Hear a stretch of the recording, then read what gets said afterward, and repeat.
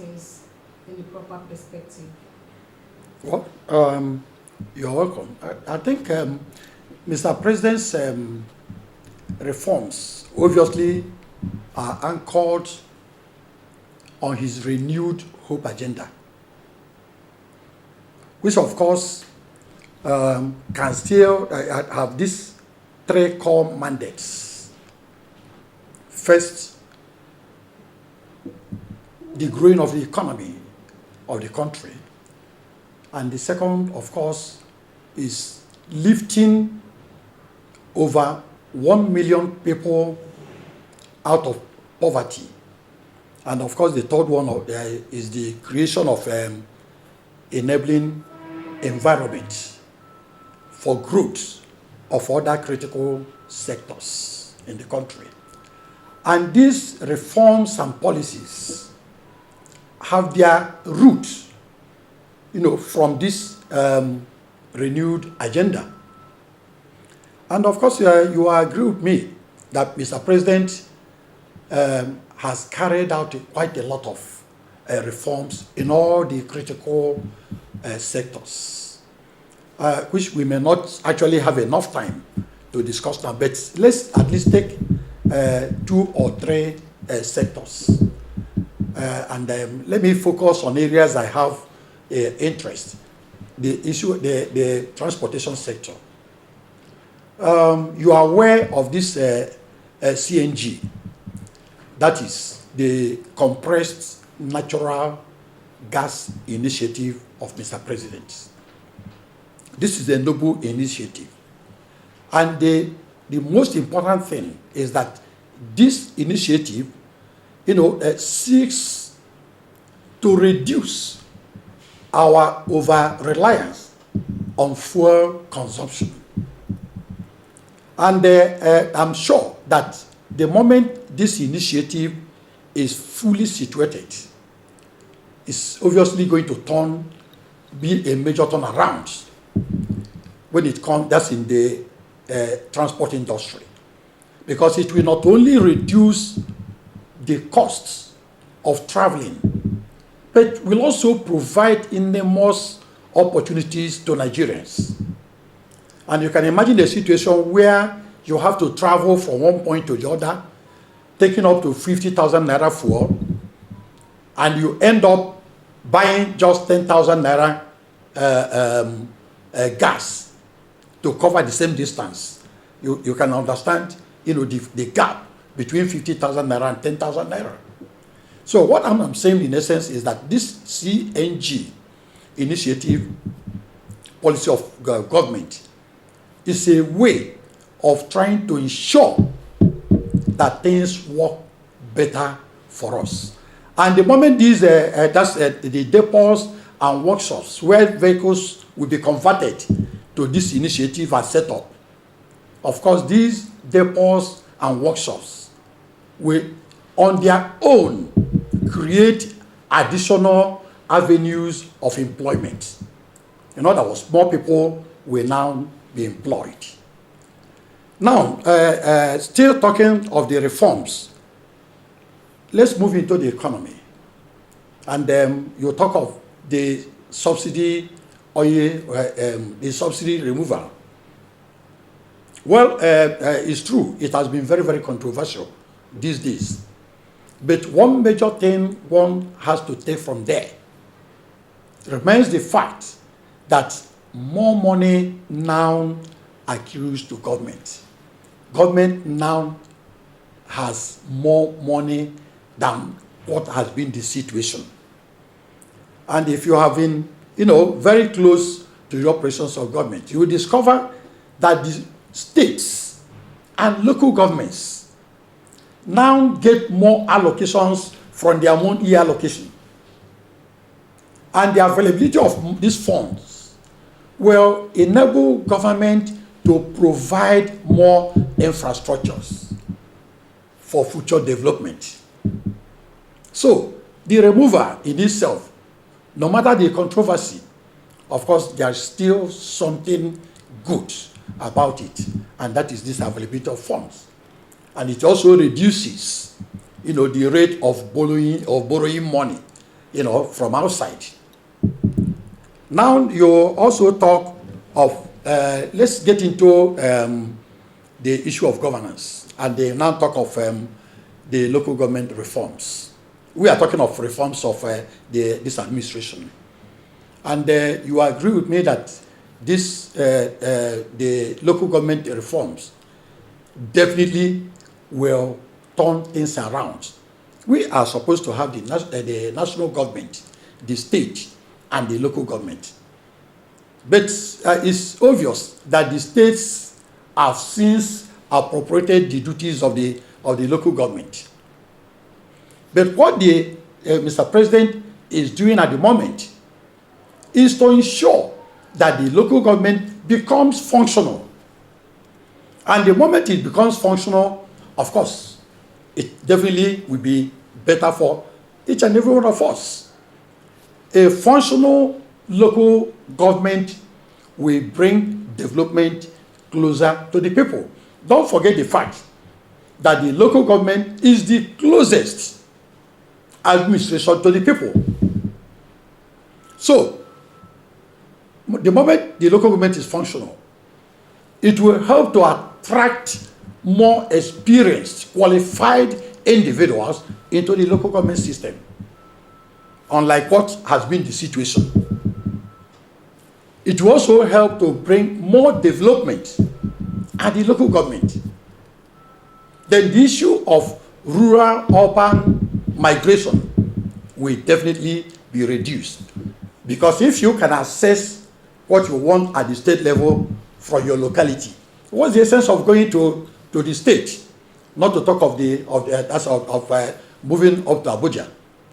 So, and that's the more reason why every Dick and Harry must support Mr. President to ensure that this reform, particularly as it concerns the local government, administration, is carried, that's to the letter.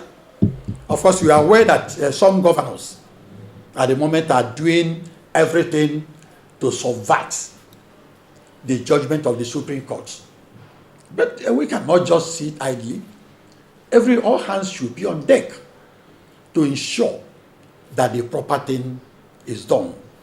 So by and large, I think Mr. President has actually initiated quite a lot of reforms that are helping to turn this around in Nigeria. Okay, thank you very much. That's it on reforms. Yeah. So intervention aspect, I think Mr. President, no matter the way you look at it, has done more than any other previous administration when it comes to social intervention. And I think he has done so much in the areas of humanitarianism and poverty alleviation. Don't forget the fact that Mr. President is so much committed to this issue of conditional cash transfer of 25,000 naira to the poor and vulnerable Nigerians. You see, when you talk of 25,000 naira, it might not mean, anything to somebody who is well off. But to all these women in the markets, whose total value of the wares they have cannot even exceed up to 10,000 naira. You can imagine a situation where somebody is selling tomatoes with the total worth of 10,000 naira is given additional 25,000 naira. You can understand what that means in that woman's life. And Mr. President has been doing this, and I think the focus is, to cover more than 3.2 million people. And the good aspect of this is that this initiative, this intervention is domiciled, that's at the CBN, the central bank account. And of course, for you to assess that, you need to undergo the verification, validations, and all the rest of them. But the fact remains that it's working. and working for quite a lot of poor and vulnerable Nigerians. And there is also this social intervention of trying to help the vulnerable and the internally displaced Nigerians. This aspect of, handing over housing units to the vulnerable and people who are internally displaced, either by the activities of Boko Haram or other natural disasters, like you find in Zamfara, Adamawa, Borno, and all the rest of them. So many states in the Federation. And the federal government has been providing housing units to these individuals as a way of helping them out of the problem. Now you talk of the provision, the issue of federal government grants and loans to the small and medium scale businesses. I think the loans are domiciled in the Federal Ministry of Industries, Trade and Investment. And the whole idea is to assist the small and medium businesses to expand. And of course, the moment they expand, the possibility is that they will also engage more hands. More people will be engaged. And the creation of this middle class, will be a reality. Okay, so let me just cut you short. Yes. Let's come down to some of the impacts in these states. No, all that I have been saying, of course, is national. The way it affects Lagos is the way it affects Anambra State. And these are just out there for people to source. You can only benefit from this. That's if you apply. But if you are aware of all these interventions and you don't apply, it's entirely a different thing. So I am talking of interventions that are national. It affects Lagos State, it affects Kaduna State, it affects Anambra State. And to sum it up, the administration of Asiwaju Bola Ahmed Tinubu has just approved, signed into law, the establishment of the Southeast Development Commission. I think this should be the climax. And this is something we all have been yearning for. To redress the imbalance, to assist our people in the overall development.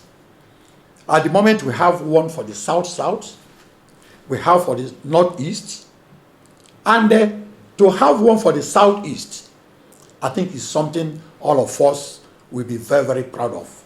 And I'm happy that Mr. President has just signed it into law. And very soon, that commission will be inaugurated. And the efforts and the work of that commission definitely will be felt by every individual in the Southeast. And that is the more reason why we must try everything we can to continue to support Mr. President's initiative, to support the present administration. Of course, yes, I agree. Things have not been that rosy. But with prayers, of course, even the Bible tells us that we must always pray for the people in government, people in authority. Prayer is one, hope is the other aspect. And knowing the antecedents of Mr. President, I am sure Nigeria at the end will turn out to be a better place for all of us. Thank you very much.